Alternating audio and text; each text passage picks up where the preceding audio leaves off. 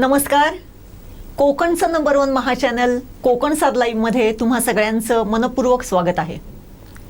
आजच्या डॉक्टर लाईव्हमध्ये आपण अशा एका सर्जनला बोलवलेलं आहे की ज्याची व्यथा आणि चिंता ही आज संपूर्ण जगाला भेडसावते आणि तो म्हणजे कर्करोग म्हणजेच कॅन्सर. एखाद्या माणसाला कर्करोग झालाय हे जेव्हा समजते तेव्हा त्याच्या काळजाचा ठोका थोडासा चुकतोच. त्याचाच नाही तर त्याच्या नातेवाईकांचा देखील. मग अशा कॅन्सरला किंवा अशा कर्करोगाला आपण कसं परावृत्त करू शकतो, त्याच्यावरती आपण विजय कसा मिळवू शकतो, त्याच्यासाठी उपचार काय आहेत, त्याच्यासाठी पद्धती काय आहेत, या सगळ्यांची माहिती आज आपण आपल्या ह्या आजच्या डॉक्टर लाईव्हमधून करून घेणार आहोत. आणि त्याच्यासाठी आज आपल्या स्टुडिओमध्ये आम्ही आमंत्रित केलेलं आहे मणिपालच्या सुप्रसिद्ध ऑन्को सर्जन डॉक्टर श्रीधरन यांना. डॉक्टर श्रीधरन, आपका बहुत बहुत स्वागत है. नमस्ते. डॉक्टर श्रीधरन हे टाटा मेमोरियल हॉस्पिटलमध्ये 5 वर्ष ऑन्को सर्जन म्हणून कार्यरत होते आणि आता गोव्याच्या सुप्रसिद्ध मणिपाल हॉस्पिटलमध्ये ऑन्को सर्जन म्हणून कार्यरत आहेत आणि सेवा देत आहेत. डॉक्टर श्रीधरन, फिर से आपका बहुत बहुत स्वागत है. मुझे आपको पहला एक क्वेश्चन ऐसे पूछना है कि भारत में जो कैंसर का जो प्रमाण बढ़ता जा रहा है और कैंसर का जो एक अलग अलग तरीके से उसका जो बढ़ाव होते जा रहा है, उसका कारण क्या है और कैंसर के प्रकार कौन कौन से हैं? ओके, सो जब हम कैंसर बोलते हैं शरीर में 2 तरह का गांठ हो सकता है. एक है सौम्य गांठ या बिनाइन ट्यूमर बोलते हैं, दूसरा है कैंसर का गांठ. जब बिनाइन ट्यूमर बोलते हैं, वो सौम्य गांठ बोलते हैं, वो अंग को आक्रमण नहीं करता है, ठीक है, और उसको ऑपरेशन करके निकलते वक्त वो अंग को निकलने का ज़रूरत नहीं पड़ता है और वो दूसरे जगह में फैलता नहीं है. जब एक गांठ को कैंसर बोलते हैं तभी वो अंग को आक्रमण करता है और दूसरे जगह में फैलने का रिस्क रहता है और पूरा ट्रीटमेंट करने के बाद भी वो वापस आने का एक छोटा सा रिस्क रहता है, ठीक है. वो जैसा गांठ को कैंसर बोलते हैं. इंडिया में अभी कैंसर का रिपोर्टिंग ज़्यादा अच्छा हो रहा है. पहले हमको इतना अवेयरनेस नहीं था कि ये कैंसर को रिपोर्ट करना है. मतलब जो भी ट्रीटमेंट ले रहे हैं वो लोग हॉस्पिटल में जाके रिपोर्टिंग नहीं करते हैं. वो आजकल वो रिपोर्टिंग ज़्यादा होता है, इसलिए हमको लग रहा है कि कैंसर का इंसिडेंस बढ़ रहा है, ठीक है. और दूसरा चीज़ है लाइफस्टाइल चेंजेस. लाइफस्टाइल पहले जो बहुत फिजिकल एक्टिविटीज़ बहुत ज़्यादा रहता है, जो भी काम करना है वो जो मेहनत करके करना पड़ता है, आजकल वो बहुत आसान हो गया है, ठीक है. वो भी एक दूसरा कारण है. और तीसरा कारण सोच सकता है वो स्मोकिंग और ड्रिंकिंग आजकल थोड़ा ज़्यादा हो गया है. तंबाकू खाना, ये स्मोकिंग करना, वो सब ज़्यादा हो गया है. ये सब बहुत सारे कारणों से वो कैंसर का इंसिडेंस ज़्यादा हो रहा है आजकल इंडिया में. बरोबर आहे. म्हणजेच एकूण 2 प्रकारच्या गाठी आपल्या शरीरामध्ये असू शकतात असं डॉक्टर श्रीधरांचं म्हणणं आहे. एक गाठ आहे की साधी ट्यूमर असू शकतो, त्याने आपल्या शरीराला किंवा आपल्याला काही तसा अपाय होत नाही.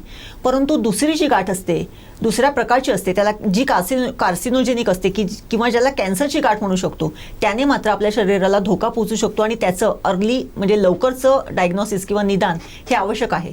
कॅन्सर होण्याचे प्रकार काय, कॅन्सर होण्याची कारणं अशी आहेत की आपली बदलची जीवनशैली हा तर आहेच, परंतु त्याचबरोबर स्मोकिंग किंवा तंबाखू खाणं, सिगरेट ओढणं, मद्यपान करणं ही सुद्धा कारणं आजकाल जास्ती वाढीस लागलेली आहेत आणि ती देखील कारणं ह्या कैंसरच्या वाढीसाठी कारणीभूत ठरणारी आहेत. डॉक्टर श्रीधरन, जैसे आपने बताया कि भारत में ये कैंसर बढ़ने के कुछ 2-3 कारण है, ज़्यादातर उससे होते हैं, लेकिन भारत में किस तरीके के यानी कौन कौन से कैंसर पाए जाते हैं?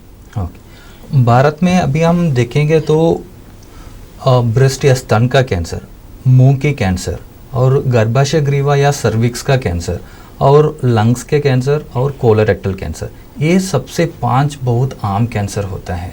और ब्रेस्ट कैंसर हम लेंगे तो हर साल 1,80,000 महिलाओं को ब्रेस्ट कैंसर होता है. ऑलमोस्ट 1,80,000. मतलब हर 4 मिनट में एक महिला को ब्रेस्ट कैंसर पता चलता है और उसमें हर 8 मिनट में एक महिलाओं को वो ब्रेस्ट कैंसर की वजह से मौत होता है. Oh my God. हाँ, इतना वो बहुत कॉमन कैंसर है ब्रेस्ट कैंसर. एंड हां, भारतामध्ये जवळजवळ दरवर्षी 1,80,000 स्तनाच्या कॅन्सरचे म्हणजे ब्रेस्ट कॅन्सरचे पेशंट मिळून येतात आणि डॉक्टर श्रीधरन यांच्या म्हणण्यानुसार दर 4 मिनिटाला एक ब्रेस्ट कॅन्सरचा पेशंट हा डायग्नोस होतो आणि दर 8 मिनिटाला एका ब्रेस्ट कॅन्सरच्या महिलेचा दुर्दैवाने मृत्यू होतो. ही भारताची आकडेवारी आहे. निश्चितच हा एक अत्यंत थोडासा गंभीर घेण्याचा विषय आहे आणि निश्चितच याच दृष्टीने आज आपण चर्चा करणार आहोत की ब्रेस्ट कॅन्सर किंवा स्तनांचा कॅन्सर म्हणजे काय आहे, त्याच्यावरचे उपचार काय आहेत आणि त्याच्या पद्धती काय आहेत. डॉक्टर श्रीधरन, आपने जैसे जिक्र किया कि भारत में बहुत ज़्यादा ये ब्रेस्ट कैंसर के मरीज बढ़ने लगे हैं, महिलाएं इसका शिकार होने लगी हैं. तो महिलाओं में ब्रेस्ट कैंसर होने का जो उम्र रहता है वो क्या हो सकता है और ब्रेस्ट कैंसर का डायग्नोस कैसे किया जाता है?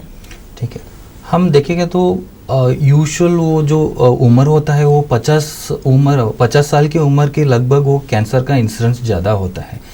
विदेशों को कंपैरिजन में हम देखेंगे तो भारतीय महिलाओं को जो कैंसर होता है वो थोड़ा कम उम्र में होता है. उनका 55 उम्र से ज़्यादा होता है. इधर 40 to 45 एज ग्रुप में वो कैंसर का रिस्क बढ़ना चालू हो जाता है. तो इसमें देखेंगे तो ऑलमोस्ट वो 40 to 50 ईयर्स और 50 to 60 ईयर्स एज ग्रुप में जो कैंसर होता है वो लगभग बराबर होता है, इक्वल, ऑलमोस्ट इक्वलेंट है. वो तो भारतीय महिलाओं को जो ब्रेस्ट का कैंसर होता है वो कम उम्र में होता है और स्टेज भी उनका ज़्यादा रहता है. और उनका हार्मोन स्टेटस बोलते हैं, वो हार्मोन स्टेटस भी नेगेटिव रहता है. मतलब वो थोड़ा अग्रेसिव कैंसर्स रहते हैं. भारतीय महिलाओं को जो कैंसर आता है वो थोड़ा अग्रेसिव कैंसर्स रहता है. तो इसलिए जल्दी ट्रीटमेंट लेना बहुत ज़रूरी है भारतीय महिलाओं को. बरोबर.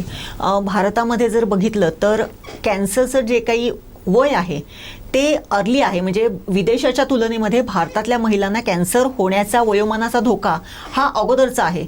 म्हणजे 50-55 हे तर आहेच, परंतु त्याच्या अगोदर 45-50-55च्या वयातल्या महिलांना कॅन्सरचा, स्तनाच्या कॅन्सरचा धोका होऊ शकतो.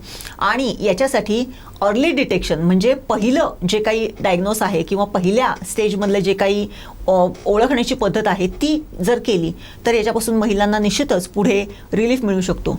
डॉक्टर श्रीधरन, आपने जैसे कहा कि भारतीय महिलाओं को अर्ली स्टेजेस में, अर्ली उम्र में कैंसर का ये होता है, लेकिन भारतीय महिला वैसे तो कही जाती है कि स्ट्रांग है.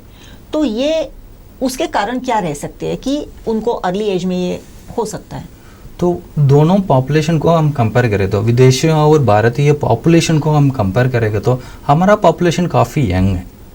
इसलिए वो कैंसर भी वो यंग एज ग्रुप में ज़्यादा होता है. उनके साइड हम देखेंगे तो उनका उम्र वाले लोग बहुत ज़्यादा है, वो बहुत बूढ़े लोग उधर ज़्यादा है. इसलिए उनका उस उम्र में कैंसर काफ़ी ज़्यादा होता है. ये एक काफ़ी बड़ा रीज़न होता है. अभी वेस्टर्नाइज्ड लाइफस्टाइल भी आ चुका है इंडिया में, वो भी एक कारण है वो जो कम उम्र वाले में वो कैंसर होने का. और अभी ये जो कैंसर है, ब्रेस्ट कैंसर तो है ही, जैसे आपने बताया कि कम उम्र में होने लगा है, शुरू होने लगा है, तो वो डायग्नोस कैसे करते हैं?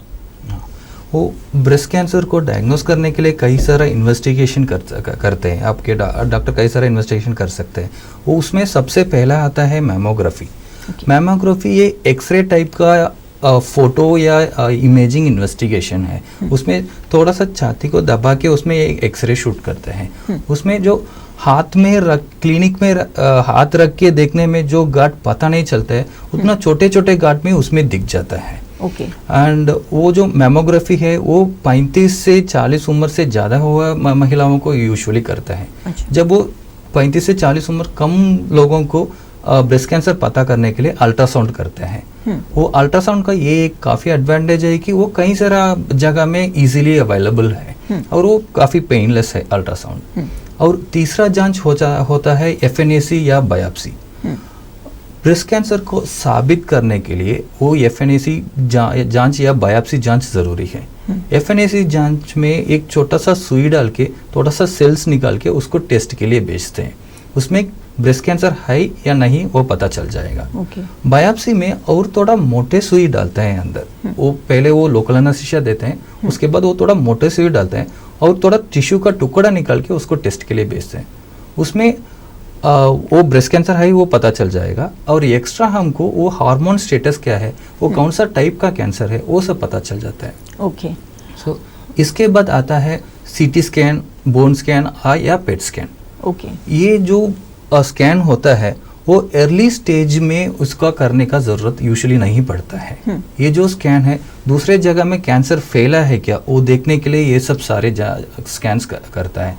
सो अर्ली स्टेज में इसको यूजुअली आवश्यक नहीं पड़ता है, और एडवांस स्टेज में ये स्कैन करना पड़ता है, तो ताकि देखने के लिए कहाँ कहाँ ये बीमारी फैला है वो देखने के लिए करना पड़ता है। ओके. जर बघितलं, जर कॅन्सरचं जर डायग्नोसिस करायचं असेल, म्हणजे स्तनाच्या कॅन्सरचं जर डायग्नोस करायचं असेल तर पहिल्यांदी मॅमोग्राफी करावी लागते. मॅमोग्राफीमध्ये थोडासा स्तनांना दाब देऊन एक्सरे काढला जातो आणि जर एखादी गाठ असेल तर ती त्यामध्ये दिसते. त्याची पुढचा इलाज आहे तो म्हणजे अल्ट्रासाऊंड सोनोग्राफी. त्यामध्ये ती गाठ आपण डिटेक्ट करू शकतो.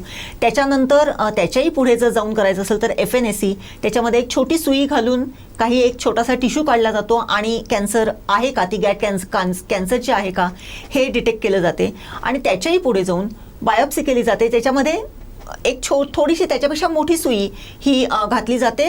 थोडंसं त्या जागेला लोकल ॲनेस्थेशिया दिला जातो आणि त्याची बायोप्सी केली जाते आणि त्यावरून ती कार्सिनोजेनिक आहे का गाठ ह्याचं डिटेक्शन केलं जाते. हे काही शोधण्याचे प्रकार आहेत.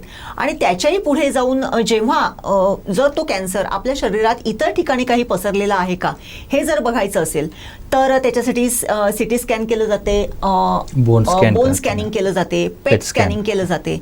आणि याद्वारे आपल्या शरीरामध्ये तो कॅन्सर आणखीन कुठे पसरलेला आहे का ह्याचं डिटेक्शन केलं जाते.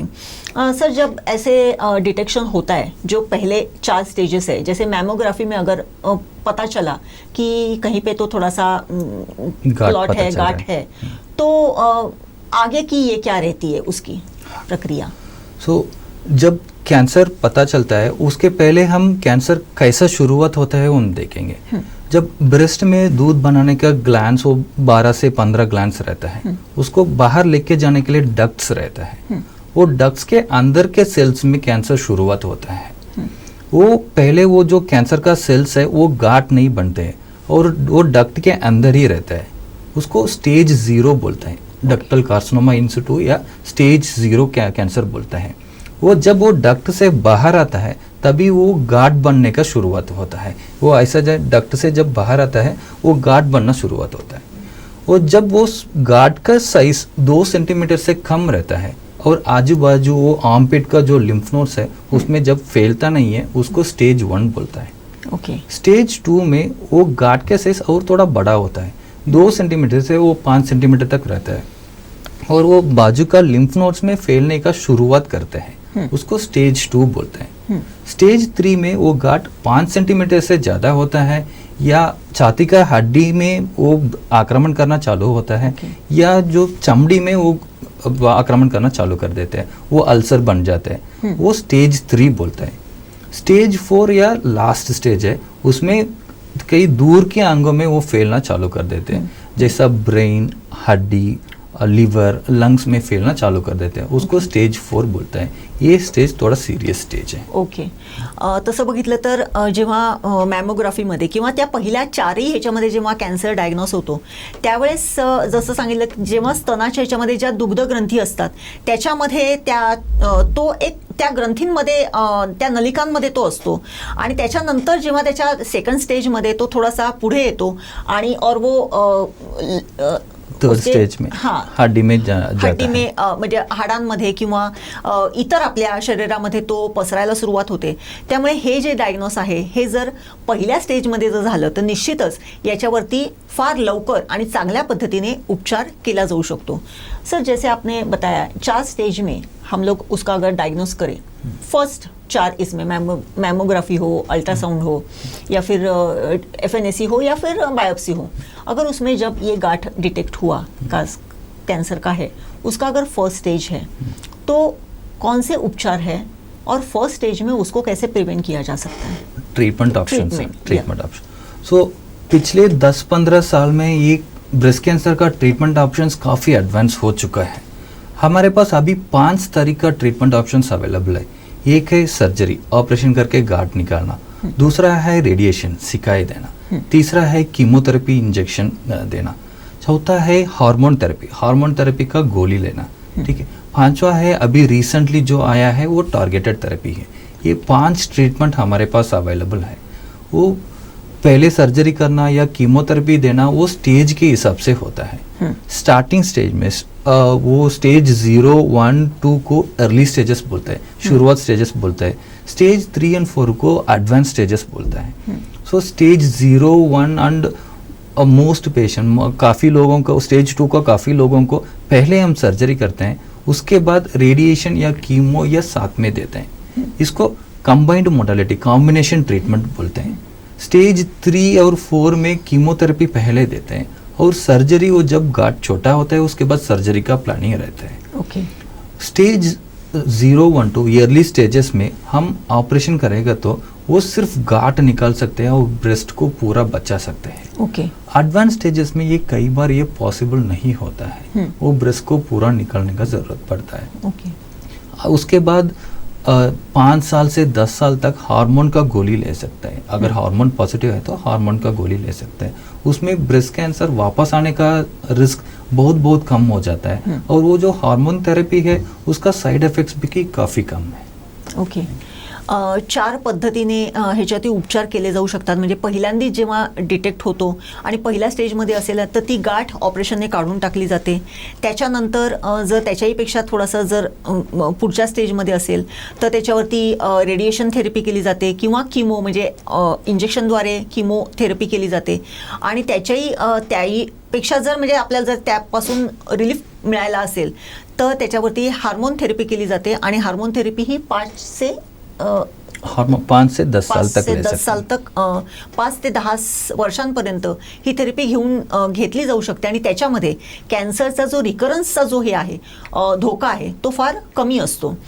लेकिन उससे पहले मैं आपसे पूछना चाहती हूँ, ये तो उपचार हुआ, लेकिन ये उपचार होने से पहले एक थोड़ा सा क्वेश्चन छूट गया था कि उसके लक्षण क्या होते हैं. हाँ. ब्रेस्ट कैंसर अगर हो जाए तो लक्षण क्या होते हैं? हाँ. ब्रेस्ट कैंसर का लक्षण पता होना बहुत ज़रूरी है. जब हमको वो अवेयरनेस रहता है वो ब्रेस्ट कैंसर कैसा होता है, वो उसका लक्षण कैसा रहता है, तभी वो अर्ली डायग्नोसिस शुरुआत स्टेज में हमको पकड़ने बहुत आसान रहता है. सबसे वो कॉमन सबसे आम लक्षण होता है छाती में गांठ पता चलना. जब हाथ रखे नहाते वक्त या सोते वक्त जब हाथ रखे देखेंगे तो जब गांठ जैसा पता चलता है वही सबसे आम सिम्टम है. तभी वो गांठ रहता है, वो यूजुअली उसमें दर्द नहीं रहता है. और दूसरा सिम्टम होता है निपुल से गंदे खून या पानी जैसा निकलना. और नहाते वक्त वो जो जब गंदे खून या पानी जैसा निकलना वो एक दूसरा सिम्टम है. तीसरा है निपुल का जो चमड़ी है उसमें क्रस्टिंग जैसा होना या निपुल अंदर जाना या चमड़ी में लाल जैसा होना या उसका शेप में थोड़ा परिवर्तन होना, ब्रेस्ट का शेप में थोड़ा परिवर्तन होना, ये सारे सिम्टम्स होता है ब्रेस्ट कैंसर का. वो इसके बावजूद भी एक ध्यान रखना चाहिए कि ये जो सिम्टम्स है वो ब्रेस्ट कैंसर के अलावा और जो बिनाइन ट्यूमर्स हम पहले जब बात कर रहे थे उसमें भी हो सकता है. तो जब ये सिम्टम्स आता है तुरंत जाके डॉक्टर को दिखाइए और वो जो टेस्ट करके देखेगा और जांच करके देखेगा और ब्रेस्ट कैंसर है या नहीं उसमें पता चल जाएगा. हां. जर लक्षणं जर बघायची गेली तर स्तनाच्या कॅन्सरमध्ये आपण स्वतः ती आजमावून बघू शकतो. झोपताना किंवा आपण उभे असताना जर स्तनांच्या वरती आपण जर हात लावलात आणि जर एखादी छोटीशी जर गाठ जर आपल्याला आढळली, आपल्या हाताला जर चाचपून जर लागली तर निश्चितच आपण स्वतः त्याच्यावरती जास्ती विचार न करता सगळ्यात प्रथम डॉक्टरांकडे जाऊन त्याची पडताळणी करून घेणं हे अत्यंत आवश्यक आहे. दुसरा प्रकार आहे स्तनामधून एक थोडंसं रक्त येणं किंवा दूषित रक्तासारखा स्त्राव येणं किंवा इतर कुठल्याही प्रकारचा स्त्राव येणं असं जर होत असेल तरी ते ब्रेस्टच्या कॅन्सरचं किंवा स्तनाच्या कॅन्सरचं लक्षण असू शकते. तिसरं आहे स्तनाग्र जे आहे ते आतमध्ये ओढलं जाणं किंवा त्याच्यावरती थोड्याशा सुरकुत्या आल्या आहेत किंवा रेडनेस आला आहे, लालपणा आलेला आहे असं जर आढळलं तर निश्चितच हे लक्षण एखादं स्तनाच्या कॅन्सरचं असू शकते. आणि त्यासाठी त्याचबरोबर एखाद्या स्तनाचा आकार जर वेगळा वाटत असेल तर या 4ही लक्षणांचा जर आढळ आपल्याला जर होत असेल किंवा या 4 पैकी एखादं जर लक्षण आपल्याला जर दिसून येत असेल तर निश्चितच सगळ्यात पहिल्यांदी डॉक्टरांकडे जाऊन याची चाचपणी करून घेणं अत्यंत आवश्यक आहे, जेणेकरून पहिल्या स्टेजमध्ये याची पडताळणी होऊन त्याच्यावरती औषधोपचार आपण करू शकतो. सर, जैसे आपने लक्षण बताए, ये लक्षण होने के बाद जो उपचार है वो भी आपने बताए, लेकिन फर्स्ट जब किसी लेडी को ऐसे बताया जाता है कि यस आपको स्तन का कैंसर है या फिर आपको ब्रेस्ट कैंसर है, तो उसको 2 तरीके से ट्रीटमेंट करनी पड़ती है। पहले तो उसको साइकोलॉजिकल कंफर्ट देना पड़ता है कि आपको कुछ नहीं होगा, और दूसरा मेडिकेशन। तो वो कैसे, क्योंकि साइकोलॉजिकल जो हैम्पर होता है वो बहुत ज़्यादा होता है, वो इम्पैक्ट बहुत ज़्यादा होता है, तो उनको आप कैसे कंफर्ट देते हो?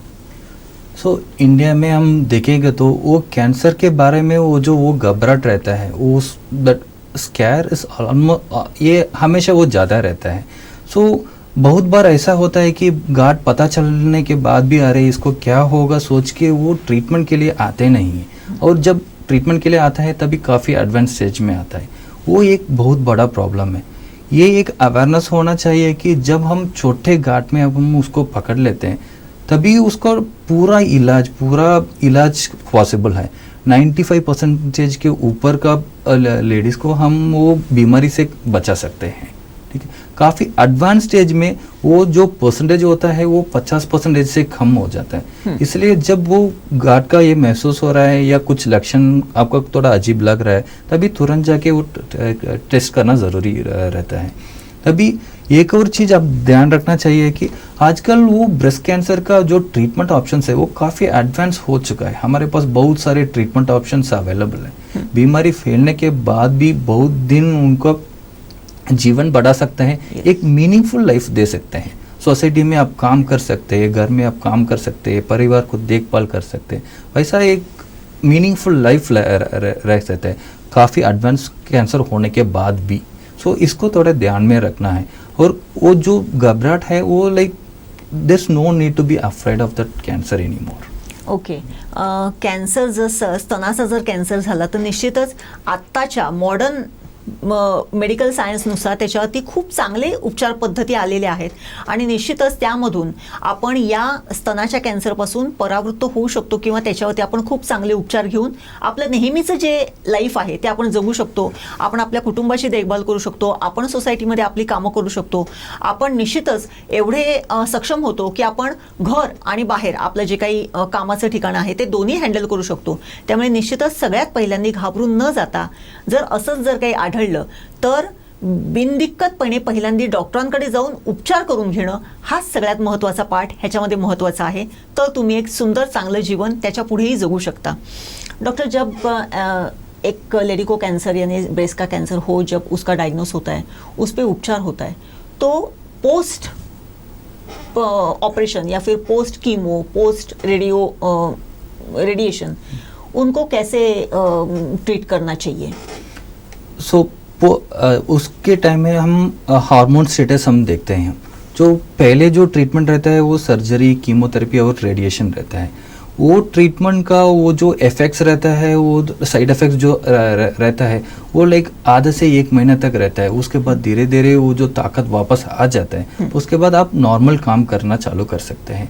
उसको अभी अगर हार्मोन पॉजिटिव हो गया तो हार्मोन का टैबलेट चालू कर देते हैं। हार्मोन थेरेपी मतलब रोज 1 गोली लेना पड़ता है, ठीक है। वो 5 साल से 10 साल तक लेना पड़ता है depending upon the hormone status. वो लेगा तो हमारा लाइफ स्पैन नॉर्मल रहता है, लाइफस्टाइल नॉर्मल रहता है। ओके, जर आपण जर कीमोथेरपी, रेडिएशन थेरपी घेतली तर त्याच्यानंतर जवळजवळ 1 ते 1.5 महिना फक्त आपल्याला त्या पेशंटची केअर घ्यावी लागते.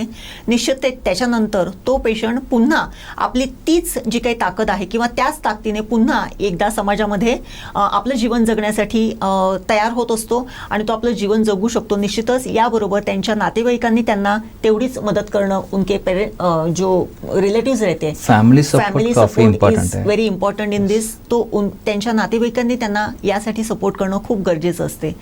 सर, जब एक पेशेंट कैंसर के बाद यानी वो ट्रीटमेंट लेने के बाद फिर से एक नया जीवन ये करने के लिए जब सोसाइटी में आ जाता है, तो उसके मन में हमेशा थोड़ा सा एक डर रहता है कि किसी लेडी को उसको अगर उसका ब्रेस्ट निकालना पड़ गया होगा सर्जरी से, या फिर उसने केमो ली होगी, तो उसके कॉस्मेटोलॉजिकल जो ये होते हैं वो थोड़े से चेंज हो जाते हैं. तो वो एक थोड़ी सी घबराहट होती है कि किसी के बाल जाते हैं ऐसे बोलते हैं, किसी को स्किन का प्रॉब्लम होता है ऐसे बोलते हैं. तो ये सच है क्या, और उसको कैसे ओवरकम कर सकते हैं? हाँ, ये सब सर्जरी और कीमोथेरेपी के बाद थोड़ा सा तो साइड इफेक्ट्स तो रहता है. इसलिए हम जो अर्ली डायग्नोसिस, शुरुआत स्टेज में हम पकड़ने के बारे में बहुत बात करते हैं. शुरुआत स्टेज में हम जब डायग्नोसिस हो जाता है, कैंसर पता चल जाता है, तभी उसका ट्रीटमेंट का साइड इफ़ेक्ट्स काफ़ी कम रहता है। और जैसा मैंने पहले बोला, जो स्कैन का भी कभी कभी ज़रूरत नहीं पड़ता है, सो ट्रीटमेंट भी आपको बहुत सस्ते में हो जाता है और ब्रेस्ट भी बचा सकता है। और वो पूरा बीमारी से जो बाहर आने का, पूरा बीमारी से बचाने का भी ये प्रोबेबिलिटी बहुत अच्छा रहता है। इसलिए हम अर्ली डायग्नोसिस काफ़ी इम्पोर्टेंट है। जो एडवांस स्टेज जाने के बाद वो ट्रीटमेंट का साइड इफ़ेक्ट्स भी थोड़ा ज़्यादा रहता है। कीमोथेरेपी में बाल तो गिरता है और वो जो चमड़ी में थोड़ा चेंजेस आता है, और कुछ कीमोथेरेपी में वो जो नस जाता है उसमें थोड़ा झुंझुनाहट, वो सेंसेशन आ सकता है, ठीक है। बट ये सब टेम्पररी साइड इफ़ेक्ट्स है। उसके बाद 1-1.5 महीने के बाद ये साइड इफ़ेक्ट सब चले जाता है। So you can live a normal life after that one. Okay. जर किमोथेरपी वगैरे जर घेतली तर त्यामुळे केस गळणं किंवा त्वचेच्या रंगामध्ये थोडासा बदल होणं हे स्वाभाविक आहे, परंतु ते कायमस्वरूपी राहणारे नाही आहेत. 1-1.5 महिन्यामध्ये, 1-1.5-2 महिन्यांमध्ये हे सगळे जे साईड इफेक्ट आहेत ते निघून जातात आणि ती जी महिला आहे ती निश्चितपणे समाजामध्ये त्याच उमेदीने आणि त्याच एनर्जीने पुन्हा वावरण्यासाठी सिद्ध होऊ शकते, असं डॉक्टर श्रीधरन म्हणतात. सर, जैसे आपने बताया कि एक लेडी अगर उसको ये सब ट्रीटमेंट से आके वो अभी आ गई, यानी she is ready to again go for her regular normal life, तो उसके बाद वो उसको क्या प्रिकॉशन लेनी चाहिए और वो उसने क्या करना चाहिए ताकि वो रिकरेंस से बचे? हाँ. और उसको ज़्यादा एग्जर्शन ना हो. हाँ, सो रिकरेंस से बचाना और कैंसर से बचाने के लिए 2-3 चीज़ इम्पॉर्टेंट है. सबसे इम्पॉर्टेंट है लाइफस्टाइल चेंजेस. सो अपने वजन को ध्यान में रखना, ठीक है, और वो जो ओबेसिटी है वो लाइक वजन कम करना, और एक्सरसाइज रोज सुबह या शाम को एक्सरसाइज या योगा आधा घंटा से 1 घंटा करने में वो जो कैंसर का रिस्क होता है वो काफ़ी कम हो जाता है. ये स्टडीज़ में प्रूवन है एक्चुअली. और दूसरा रहता है वो ब्रेस्ट कैंसर में एक सबसे इम्पोर्टेंट चीज़ है बच्चों को दूध पिलाना. वो ब्रेस्ट फीडिंग, इसलिए वो ब्रेस्ट फीडिंग अवेयरनेस मंथ भी को गवर्नमेंट ने वो काफ़ी वो उसका एडवर्टाइजमेंट करता है. वो बच्चों को दूध पिलाने में वो जो कैंसर का रिस्क होता है, वो ब्रेस्ट कैंसर का रिस्क होता है, वो काफ़ी कम हो जाता है. उसके अलावा वो जनरल लाइफस्टाइल, वो जो स्मोकिंग बंद करना, वो ड्रिंक्स लेना बंद करना, ये सब वो जनरल लाइफस्टाइल्स में काफ़ी वो जो कैंसर का रिस्क होता है वो कमी हो जाता है. ओके. जनरल लाईफ जगण्यासाठी निश्चितच आपलं वजन, वाढलेलं वजन हे कंट्रोलमध्ये करणं, ज्या महिलेला ब्रेस्ट कॅन्सर होऊन गेलेला आहे आणि जिने थेरपी घेऊन आपलं जीवन पुन्हा ती सोसायटीमध्ये सज्ज झालेली आहे, तिने सकाळ संध्याकाळ योगा किंवा एक्सरसाइज करणं हे अत्यंत महत्त्वाचं आहे आणि ते प्रूव्हन आहे, म्हणजे ते सिद्ध झालेलं आहे की त्यामुळे रिकरन्स किंवा पुन्हा कॅन्सर होण्याची जी शक्यता आहे ती खूप खूप खूप कमी होऊ शकते. डॉक्टर श्रीधरन, जैसे आपने बताया ये सब उपचार बताए, लक्षण बताए, उस पर कैसे ट्रीटमेंट किया जाता है ये बताया. मणिपाल हॉस्पिटल में आप अगर ऐसे कोई लेडी आपके पास ब्रेस्ट कैंसर का डायग्नोस करके आए तो उस पर कैसे उपचार किए जाते हैं, वहाँ पे क्या क्या फैसिलिटीज़ हैं? हाँ, मणिपाल हॉस्पिटल में हमारे पास सर्जिकल ऑन्कोलॉजी है जो डॉक्टर सालकर और डॉक्टर मैं देखता हूँ, और रेडिएशन फैसिलिटीज़ है, और हमारे पास कीमोथेरेपी डॉक्टर भी है, और टारगेटेड थेरेपी और हार्मोन थेरेपी देने के लिए भी डॉक्टर्स है. मतलब हम 5 लोग एक टीम बनते हैं. ओके. जो भी आप ब्रेस्ट कैंसर के लिए जब ट्रीटमेंट के लिए जाते हो वो सारे फैसिलिटीज एक जगह में आपको मिल जाता है, तो ट्रीटमेंट में ब्रेक नहीं होता है. वो सबसे इम्पोर्टेंट चीज़ है, ट्रीटमेंट में ब्रेक नहीं होना. और जब वो पूरा ट्रीटमेंट खत्म करते हैं वो उनको वो ब्रेस्ट कैंसर वापस आने का रिस्क बहुत बहुत कम हो जाता है. वो एक सबसे इम्पोर्टेंट चीज़ है. हम 20-25 साल के पहले देखेंगे तो एक ही डॉक्टर सारे करते हैं, ठीक है. आजकल वो इतना एडवांसमेंट आ चुका है कि एक डॉक्टर सारे देखना नामुमकिन है, ठीक है. इसलिए हर स्पेशलाइजेशन में डिफरेंट स्पेशलिस्ट आ चुका है जो स्पेशली वो एक चीज़ करता है. वो लाइक जब कंबाइंड टीम एफर्ट रहता है तभी पेशेंट का भी बहुत फ़ायदा होता है, और ब्रेस्ट कैंसर से पूरा बचाने का, पूरा इलाज का भी पॉसिबिलिटीज़ ज़्यादा हो जाता है. डॉक्टर श्रीधरन, जैसे ब्रेस्ट का कैंसर अगर हो गया, उसका अगर डायग्नोस करना हो, सेल्फ डायग्नोस करना हो, तो एक महिला कैसे कर सकती है? सो उसमें 2 चीज़ होता है. एक है ब्रेस्ट सेल्फ एग्जामिनेशन कर सकते हैं, मतलब महिला खुद उनके ब्रेस्ट को चेक करके देख सकते हैं। जो हम पहले वो जो लक्षण सब हम डिस्कस कर रहे थे, वो कांच के सामने खड़े होके वो जो ब्रेस्ट में अगर वैसा कुछ लक्षण दिख रहा है क्या, वो सब चेक कर सकते। मतलब छाती में गांठ जैसा कुछ दिख रहा है क्या, या निपल में कुछ चेंजेस लग रहा है क्या, क्रस्टिंग कुछ लग रहा है क्या, या पानी या गंदे खून जैसा कुछ निकल रहा है क्या, वो सब चेक करने होते हैं। या जो कुछ शेप में परिवर्तन होता है क्या, वो जो रिसेंटली वो जो चेंजेस रहता है तो वो चेक करके देखना जरूरी है। दूसरा है सेल्फ पाल्पेशन। अपने हाथ के बीच का 3 उंगलियों से ब्रेस्ट को ऊपर से नीचे और बाहर से अंदर और गोल सर्कुलर मूवमेंट्स में हल्के से दबा के देखना है। और गार्ड के जैसा कुछ महसूस हो रहा है क्या, वो चेक करना है। ये महीने में 1 बार कर सकते हैं और 2 पोजीशन में करना है। एक है स्टैंडिंग पोजीशन, जैसा नहाते वक्त वो हल्के से दबा के देखना है।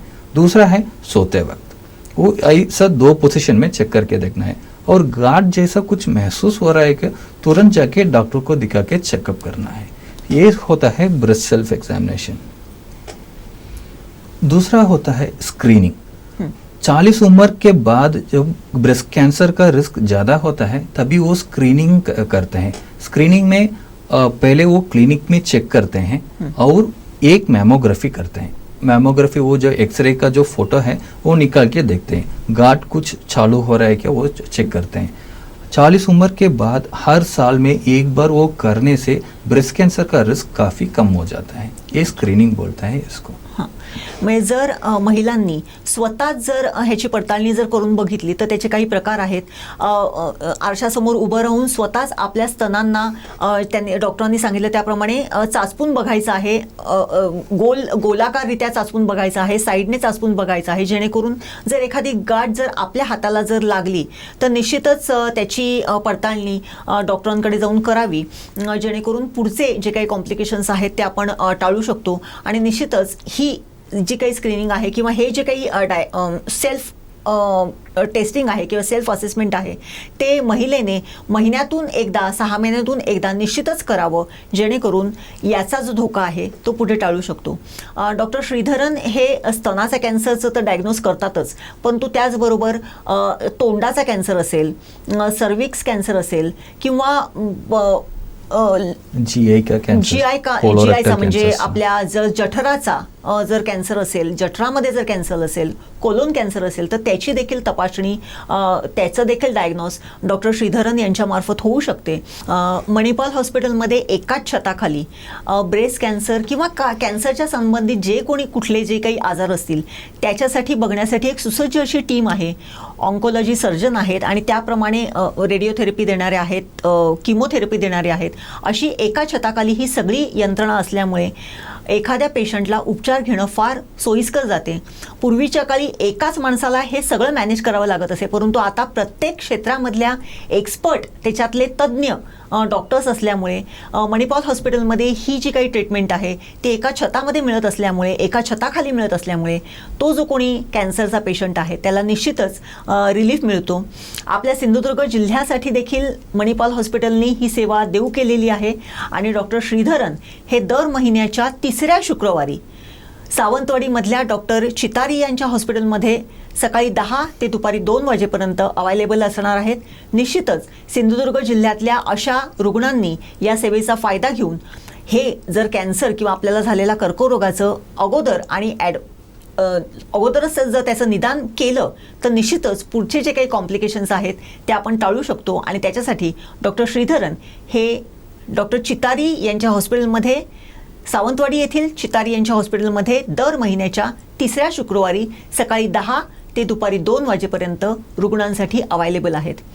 डॉक्टर श्रीधरन, आप आज आए और ब्रेस्ट कैंसर के बारे में बहुत अच्छी जानकारी दी, क्योंकि जो ये छोटे छोटे क्वेश्चंस होते हैं वो हर एक पेशेंट के मन में रहते हैं कि मैं अगर जाऊँ तो कैसे जाऊँ. एक थोड़ा सा घबराहट भी होती है और ट्रीटमेंट लेने की भी इच्छा होती है, तो कैसे करूँ, कैसे बताऊँ. और स्पेशली जो ब्रेस्ट वगैरह ये जो पार्ट्स रहते हैं वो थोड़े प्राइवेट पार्ट रहते हैं एक महिला के बायोलॉजी में, तो कैसे बताऊँ, उनको कैसे दिखाऊँ, ये भी एक थोड़ा सा ग्रज रहता है. लेकिन वो सब हटा के अगर उसको अच्छी तरीके से आगे का जीवन अगर जीना है तो ये इसका अर्ली डायग्नोस और treatment is very important. Yes. और आपने जो इसके बारे में बहुत अच्छी जानकारी दी, इसलिए तमाम कोकण साथ लाइव के परिवार की तरफ से मैं आपका बहुत बहुत शुक्रिया मानती हूँ। Thank you. और Thanks a ऐसा lot. ही आपके मार्फत जो सिंधुदुर्ग के पेशेंट हैं उनको रिलीफ मिले और वो कैंसर मुक्त हो जाए, ऐसे आशा करती हूँ। धन्यवाद। धन्यवाद। Thank you. थैंक्स।